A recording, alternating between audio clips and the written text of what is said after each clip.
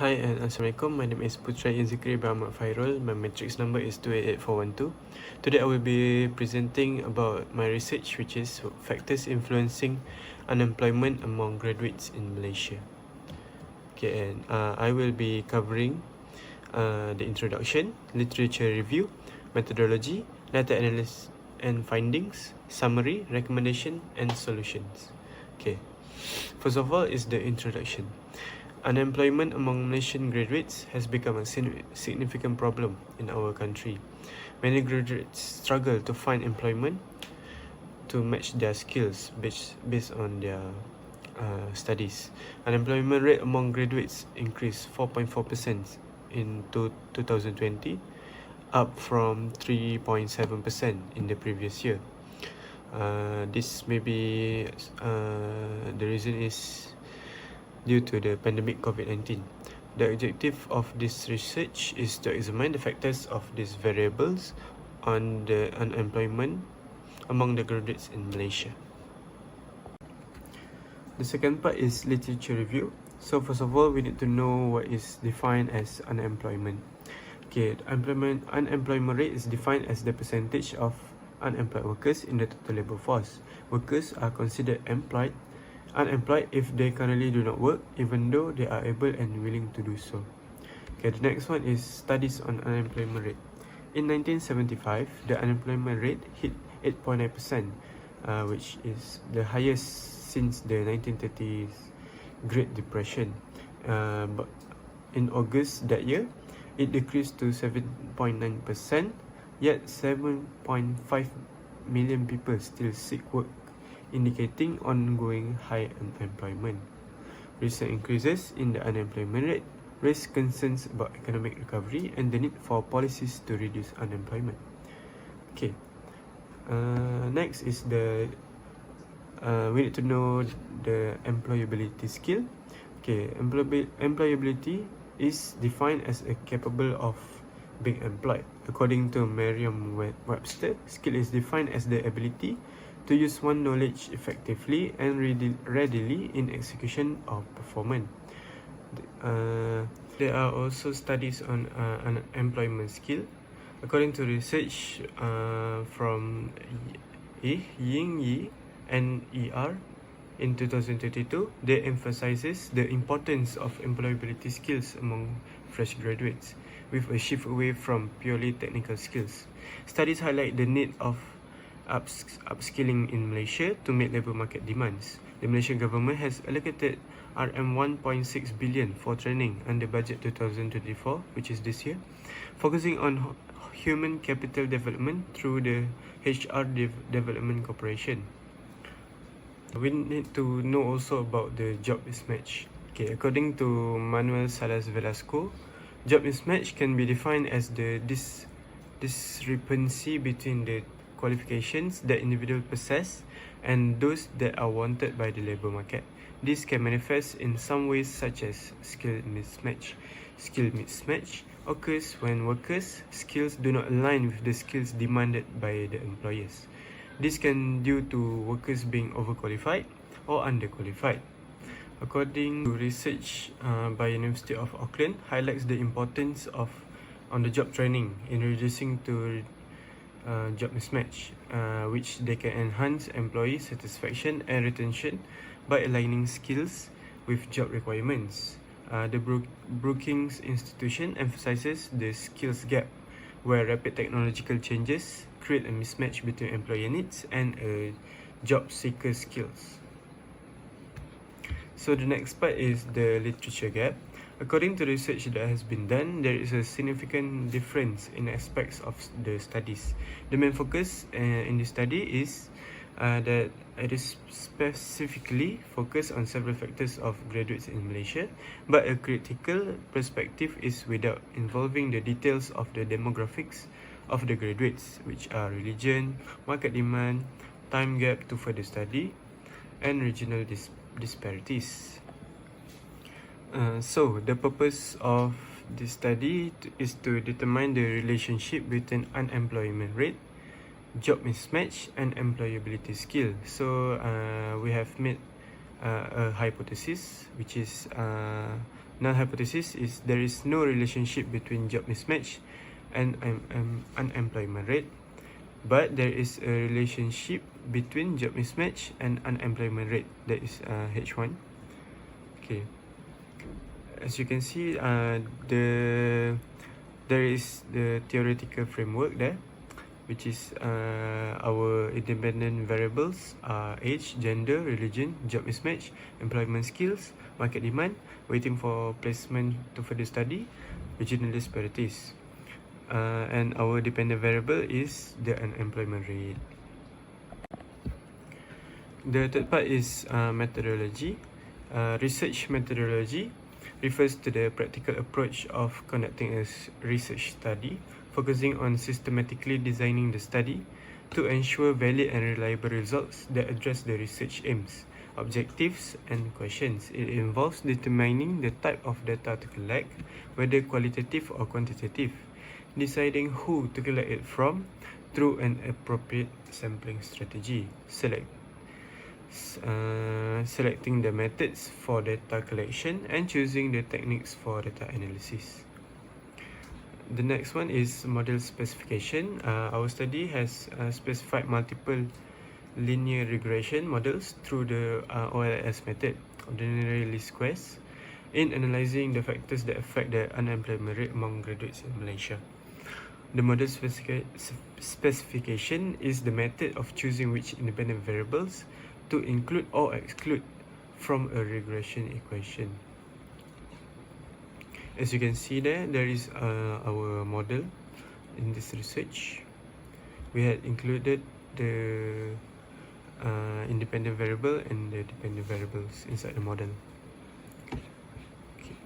The next part is the sources of data.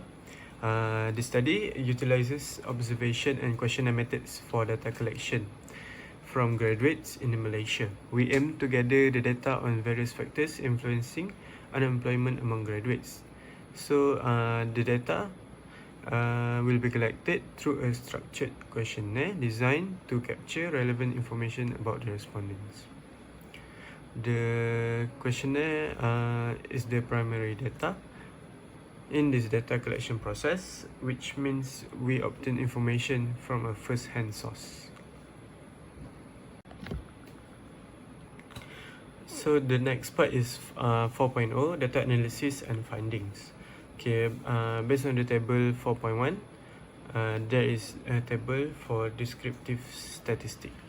Okay, the descriptive statistic table presents the mean, standard deviation for 5 variables: employability, market demand, waiting for placement for study, job mismatch, and unemployment rate, each based on a sample size of 60 observation. Just like I said before, we have conducted a questionnaire, right, for 60 respondents. Okay, employability has a mean score of 4.3533 with a standard deviation of 0.72098, indicating a relatively high level of employability among the sample, with some variability around the mean. Market demand with a mean of 4.3889 and a standard deviation of 0.52136 suggests that the demand for jobs is consistently high and slightly more uniform than employability. The variable waiting for placement for further study has a lower mean and a higher standard deviation, reflecting that fewer individuals are in a state of waiting placement for further education, but those who are experience a wide range of delays. Job mismatch shows a mean of 4.2967 and standard deviation of 0.62652, indicating that a significant portion of the sample perceive a mismatch between their job and their qualifications or skill. Last one, unemployment rate has the lowest mean of 1.1333 and a standard deviation of 0.38912. It says that unemployment is relatively low in the sample, with limited variation among individuals. Okay, these statistics collectively underscore the dynamic interplay between employability and other variables, revealing a significant insights into the labour market's current state and the challenges faced by the workforce. 4.2 is the correlation. Okay, this correlation provides insight into relationship between various employment-related factors. Employability shows a strong positive correlation with market demand, indicating that as market demand increases, employability tends to improve.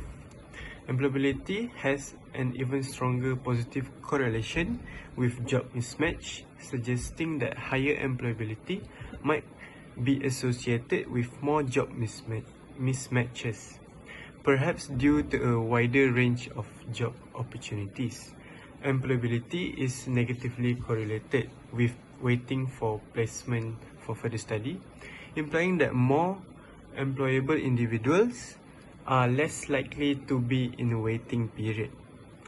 There is also a moderate negative correlation between employability and the unemployment rate as expected. Market demand shows a strong positive correlation with job mismatch, which could indicate that as demand increases, there might be more instances of skills not perfectly matching job requirements. The relationship between market demand and waiting for placement is negative, but not statistically significant at the 0.05 level. Job mismatch has a strong negative correlation with the unemployment rate, suggesting that more job mismatches might actually be associated with lower unemployment, possibly because people are taking jobs that don't perfectly match their skills rather than remaining unemployed, which means they need money more. Waiting for placement or further study is positively correlated with the unemployment rate, which makes sense as those waiting for placement would be counted as unemployed. So all of the correlations except for market demand with waiting for placement or further study and unemployment rate are statistically significant at the 0.01 or 0.05 level. The sample size for all correlations is 60, just like I mentioned before. Let's move on to next part is the regression. Okay, in this table we can see that employability skills have a Pearson correlation of negative 0.376 and with a significance of 0.002. So this means there is a moderate negative correlation between employability skills and employment rate, which is statistically significant. This implies that higher employability skills are associated with lower unemployment rates among graduates. Improving employability skills can be an effective strategy to reduce unemployment. Next is market demand with correlation of negative 0.149 with significance of 0.129. Market demand has a weak negative correlation with unemployment rate, but it is not statistically significant. While higher market demand might reduce unemployment, the effect is not strong or conclusive in the sample. Waiting for placement to further study has a correlation of 0.307 and significance of 0.009. So we can say that there is a moderate positive correlation between waiting for placement to further study and unemployment rate, which is statistically significant. Graduates who are waiting for further study placements are more likely to be unemployed, indicating that this period contributes to higher unemployment rate. The next one is job mismatch. It have negative 0.513 correlation and less than 0.001 significance. Job mismatch, we can see here, has a strong negative correlation with unemployment rate and highly statistically significant. This suggests that job mismatch is a major factor contributing to unemployment among graduates based on the data. Addressing job mismatch by aligning graduate skills with market needs can significantly reduce this unemployment. So for the last table, 4.4 is the diagnostic test result. Okay, there is two table here. Let's focus on the first one. It is the t-test result. It shows the determinants of unemployment rate in the economic. So this model includes independent variables such just like I mentioned before. Okay, job mismatch emerges as the most influential factor with a standardized coefficient of negative 0.652 and a t-value of negative 3.563. This strong negative relationship suggests that as job mismatch increases, unemployment rate tends to decrease substantially, which could indicate that people are taking jobs even if they don't perfectly match their skills. Market demand shows a positive and significant relationship with unemployment, with a standardized coefficient of 0.346 and t-value of 2.175, which is somewhat may suggest complex market dynamics or potential multi-collinearity issues. Employability has a slight negative relationship with unemployment.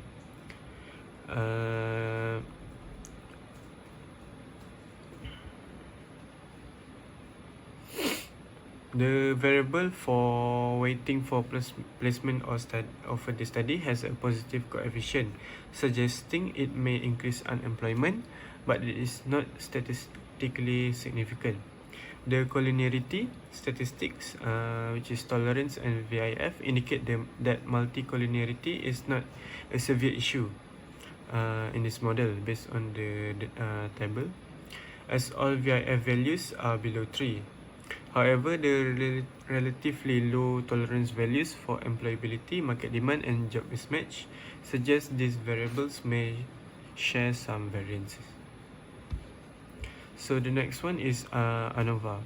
This ANOVA table provides context to employment rate analysis, complementing the regression output discussed earlier. The ANOVA is examining the differences in unemployment rates between groups, likely based on one of the categorical variables from the previous regression model.